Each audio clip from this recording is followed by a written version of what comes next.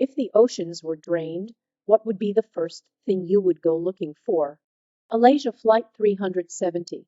I'd love to know what really happened and why. Also pirate treasure. Gas mask. The smell of rotting fish is bleh.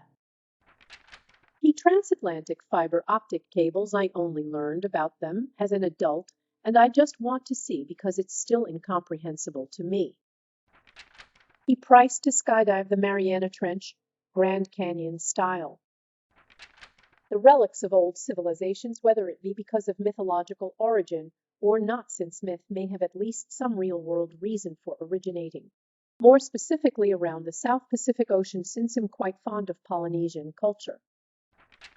Sounds crazy, but imagine how many people drowned and had their wallets on them. Had great white whale. I've got a score to settle with that beast. Here the water went, because I imagine it would come back in a big way. That's a lot of liquid. H. Lord, can you imagine the mind-numbing stench of SCAROT that would fill the air? Even if all the pelagic and surface life was drained away with the water, the stanky sea mud would be ghastly. I imagine every coastal city in the world would be vacated in a panic as the stink tide rolled in. I'm assuming you're already familiar with the Drain the Oceans TV show. If not, I highly recommend. But I'd head to the area around Alexandria. I saw an touring exhibit of on the sunken cities discovered there a few years ago. Here's one of the few extant links I can find to it. //www. midpost.com/artscape/2018/10/Egypt sunken cities at Maya 7 things to know before you go /#.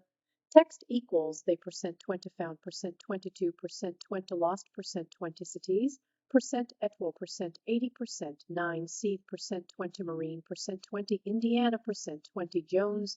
They found Canopus was home to a huge temple.